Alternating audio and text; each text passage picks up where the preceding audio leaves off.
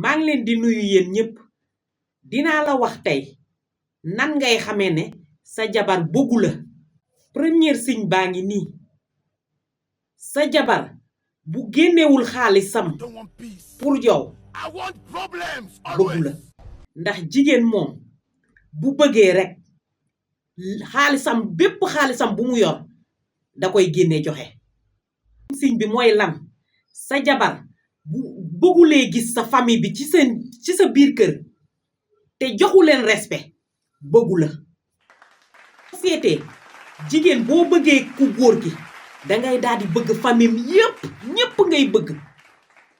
troisième signe bi mooy lan lépp loo di def ci moom lépp looy def ci moom du ko gis mukk du la gërëm mukk ci li ngay def. jigéen buy def nag noonu bëggu la.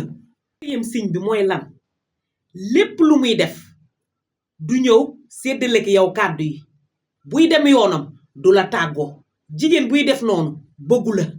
te gis nga jigéen buy def ay projet du la laaj sa xalaat te du la tàggoo day mel ni nekkook moom lu ko neex lay def. jigéen buy def noonu bëggu la. signe bi mooy lan bu nekkee ci sa wet du nekk à l'aise mu ngi sëgg ci téléphone am di ree te boo ko jegee mu daal di fasal kanamam. jigéen bu defee noonu bëggu la. te buy génn du la tàggoo boo nekkee ci kër gi bàyyi na la ci kër gi dem yoonam mënul toog sa wet. jigéen buy def noonu te mu ngeek xaritam yi jigéen buy def noonu bëggu la. sixième signe bi mooy lan booy defaral pàppam ak yaayam dina ànd ak yow mais bëggul yow ngay defar sa pàpp yow ku góor ki ak sa yaay. booy defar sa pàpp ak sa yaay du ànd ak yow ci loolu. jigéen buy def loolu nag bëggu la. jigéen buy def noonu bu dee yaa ngi dund loolu defal attention bu baax a baax ndax jigéen mënul bëggandoo ñaari nit. bu la bëggulee yow am na keneen ku mu bëggal. defal attention bu baax a baax.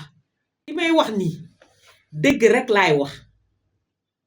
bu dee yow yaa ngi dundee loolu partager leen vidéo yi te ngeen aimé vidéo yi ndax mu mën a tas fépp ndax suñu jigéen yépp mën a changer.